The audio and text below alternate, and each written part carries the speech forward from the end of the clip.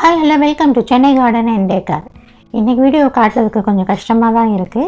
ஏன்னா இன்றைக்கி நான் என்னோடய க்ளம்ஸி கார்டனை தான் காட்ட வேண்டியதாக இருக்குது. இந்த மழைக்காக எல்லா செடியுமே எடுத்து பாதுகாப்பாக வைக்கிறேன்னு சொல்லி இங்கே அங்கே வச்சு ஒவ்வொரு இடத்துல ஒன்று ஒன்று இருக்குது. எதையுமே ஆர்டராக எடுத்து வைக்கல இன்னும். இப்போ தான் மழை வராதுன்ற ஒரு நம்பிக்கையில் இனிமேல் தான் நான் இந்த பிளான்ட்ஸ்லாம் எடுத்து அதுக்கான இடத்துல அரேஞ்ச் பண்ணணும். நடக்கிறதுக்கே இடம் இல்லாமல் சுற்றி செடியாக வச்சுருக்கேன். கொஞ்சம் இடம் தான் ஃப்ரீயாக வச்சுருக்கேன். அது கூட துணி காய போடுறதுக்காக மட்டும்தான். அப்படியே நான் என்னோடய தோட்டத்தில் இருக்க செடிகளை பற்றியும் அப்படியே காமிச்சிடுறேன். இது பேர்ட் ஆஃப் பேரடைஸ். இது அழகான ஒரு பூச்செடி. ரெட் அண்ட் எல்லோ கலரில் இருக்கும் காம்பினேஷனில். சூப்பராக இருக்கும். அப்படியே ஹேங்கிங் மாதிரி இருக்கும் இந்த செடி. இதெல்லாமே நான் தொட்டி மாற்றணும். இப்போ சின்ன சைஸ் தொட்டியில் தான் இருக்குது. நான் கொஞ்சம் பெரிய சைஸ் தொட்டியில் வச்சோன்னா இது நிறைய செடிகள் வளரும். இதெல்லாம் பார்த்திங்கன்னா என்னோடய இன்டோர் பிளான்ட்ஸ் தான். ஆர்கேட்டில் பூத்து முடிஞ்சு இப்போ லாஸ்ட்டாக ஒரே ஒரு பூ மட்டும் நிற்கிது. மீதி பூலாம் கொட்டிடுச்சு. இதெல்லாம் என்னோடய ஸ்னேக் பிளான்ட் வெரைட்டிஸ். அப்புறம் அடினியம், அப்புறம் போன்சை வெரைட்டியும் இதில் கொஞ்சம் இருக்குது. எல்லாமே கலந்துருக்கனால நான் எதையுமே உங்களுக்கு காட்ட முடியல. இது கிரிப்தான்தஸ். இதுவுமே நான் பாட் மாற்றணும். ஏன்னா இந்த சின்ன பாட்டில் 2 செடி இருக்குது. இதில் பார்த்திங்கன்னா இதுக்குள்ளே நான் கொஞ்சம் நாள் ஆச்சு. இந்த மழைனால உள்ளே வரவே இல்லை. இப்போ பார்த்திங்கன்னா அந்த லாஸ்ட்டில் ஒரு செடி பார்த்திங்கன்னா கீழே விழுந்திருக்கு. அந்த பாட்டே கீழே விழுந்திருக்கு. இந்த பிளான்ட் இன்டோர்லேயும் வைக்கலாம், அவுட்டோர்லேயும் வைக்கலாம். அந்த மாதிரி ஒரு பிளான்ட் தான். ஆக்சுவலி இது பெரிய மரமாகவே ஆகும். இதை நான் கண்டிப்பாக ரீபாட் பண்ணியே ஆகணும். ஏன்னா பாட்டே உடஞ்சே போச்சு. இந்த மாதிரி தான் நிறைய வேலைங்க இருக்குது. இதுக்கு ஒவ்வொரு தடவையும் பார்த்துட்டு அப்படியே போகிற மாதிரி இருக்குது. ஆனால் இந்த பாட்டு விழுந்ததை நான் பார்க்கவே இல்லை. இப்போ தான் ஃபஸ்ட் டைமாக பார்க்குறேன். இதெல்லாம் ஒரு போன்சாய் வெரைட்டி தான். இதெல்லாமே ப்ரூன் பண்ணி விட்டோம்னா அது கரெக்டாக அந்த ஷேப்பில் வளரும். இப்போ என்னால் கொஞ்சம் இதை கூட கான்சன்ட்ரேட் பண்ண முடியல. அதனால் அப்படியே இருக்குது. இந்த வீக் தான் நான் டிசைட் பண்ணியிருக்கேன் இந்த கார்டனிங்கில் ஃபுல் டைம் ஒதுக்கணும் அப்படின்னு சொல்லிட்டு. இந்த பிளான்ட்டை வாங்கிட்டு நான் இன்னும் ரீபாட்டே பண்ணல. அப்படியே கூட வைக்கலாம், இந்த சைஸ்க்கு வளரும். பட் இதை கொஞ்சம் பெரிய சைஸ் பாட்டில் மாற்றி வச்சு இன்னுமே நல்லாவே வளரும். இது ஆக்டோனிமா வெரைட்டி. ரீசெண்டாக காமிச்சிருப்பேன். இதை நான் நர்சரிலேருந்து வாங்கிட்டு வந்ததே காமிச்சிருப்பேன். இது ஃபுல்லாக என்னோடய ஹேங்கிங் பேஸ்கெட்டில் வச்சுருக்கேன். இது பார்த்திங்கன்னா வெத்தலை கொடி நல்லா நீட்டாக வளர்ந்துருந்ததை நான் இப்போ கட் பண்ணி விட்டுட்டேன். ஏன்னா ரொம்ப ஹைட்டில் போய் செவுத்து மேலே அப்படியே படர்ந்துட்டே போயிடுச்சு. சரின்னு அதை கட் பண்ணதுக்கப்புறம் இந்த மழைக்கு பார்த்திங்கன்னா நல்லா தளைஞ்சு வந்திருக்கு. இதெல்லாம் இன்டோர் பிளான்ட்டு தான். இது எல்லாமே இன்டோர் பிளான்ட்டில் வைக்கக்கூடிய செடி தான். நல்ல செமி ஷேட்லேயும் வைக்கலாம். அவுட்டோரில் வைக்கிறோன்னா செமி ஷேடில் வைக்கலாம். இதோட லீஃப்லாம் பார்த்திங்கன்னா சூப்பராக இருக்கும். நல்ல ஒரு க்ரீன் கலரில் இருக்கும் பாருங்கள், ஷைனிங்காக. இந்த ஒரு தொட்டிலே இது 3 செடியாக வளர்ந்துருக்கு. இது அந்த பாட்டில் இருந்து நான் எடுத்து வச்ச செடி தான், சின்னதாக. ஆனால் பார்த்திங்கன்னா இதை நான் பார்க்காம விட்டனால இப்போ பார்த்தா மீலி பக்ஸ் வந்திருக்கு. அதுதான் நம்ம நிறைய செடி வைக்கிறனால இது ஒரு ப்ராப்ளம் ஆயிடுது. நம்மளால் எல்லா செடியுமே கவனிக்க முடியாமல் போயிடுது. இந்த செடி நான் ரீசெண்டாக வாங்கிட்டு வந்தது தான், பிரிங்க் பிரின்சஸ். இது கூட நான் வீடியோவில் காமிச்சிருந்தேன். இது பக்கத்தில் இருக்கிறது பார்த்தீங்கன்னா பர்பிள் ஹார்ட்டு. ரொம்ப ஃபேவரட்டான செடி. ஏன்னா கலர்ஃபுல்லாக இருக்கிறது இல்லையா, அதனால் ரொம்ப பிடிக்கும். ரொம்ப ஈஸி மெயின்டெனன்ஸ் செடி தான் இதெல்லாம். அதனால் ஒரு பிரச்சனையும் இருக்காது நமக்கு தோட்டத்தில் வளர்க்குறதுல.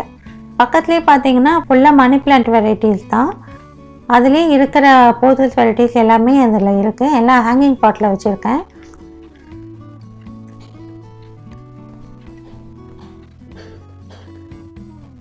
இது வல்லாரக்கீரை.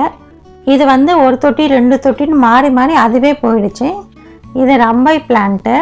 இப்போல்லாம் ரீசெண்ட் டைம்ஸில் ரம்பை பிளான்ட் என்கிட்ட கேட்குறவங்களுக்கு இதிலேருந்து தான் கட்டிங்ஸ் எடுத்து கொடுக்குறேன். நல்லா ரூட்டடாகவே இருக்கும். அதனால் ஒன்றும் பிரச்சனை இல்லை. இங்கேயும் ஒரு பாட்டில் இருக்குது. ரம்பை பிளான்ட் என்கிட்ட நிறையவே இருக்குது. அதனால தான் கேட்குற எல்லாருக்கும் கொடுத்துக்கிட்டே இருக்கேன்.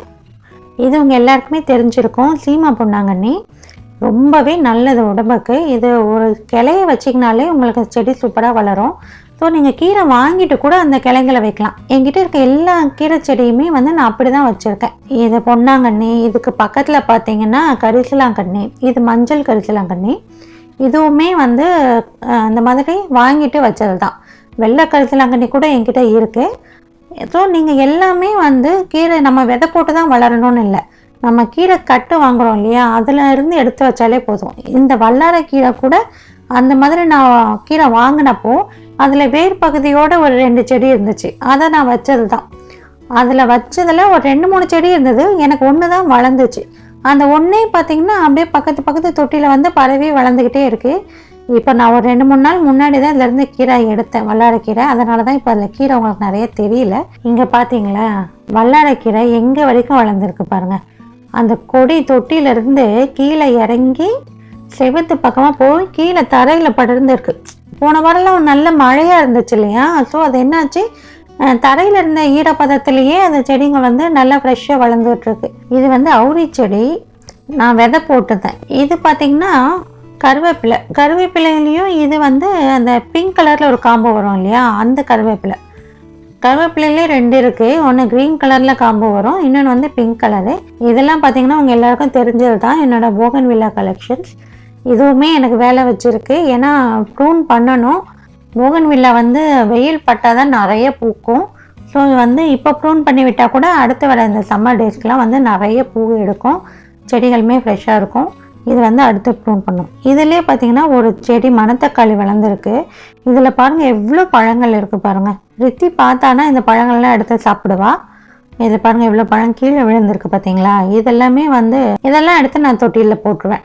போகன்வில்லால என்கிட்ட 5 கலர் இருக்குது, இன்னும் பூக்கலை. இந்த ஒரு கலர் மட்டும் தான் பூத்துக்கிட்டு இருக்கு. பூத்ததுக்கப்புறம் அப்படியே பிங்க் கலராக மாறிடும். இது லெமன் கிராஸு. இப்போ தான் ரீசெண்டாக இந்த பாட் மாற்றி வச்சனால இந்த செடிகள் இப்படி இருக்குது. பட் வளர்ந்துடும், ஒன்றும் பிரச்சனை இல்லை.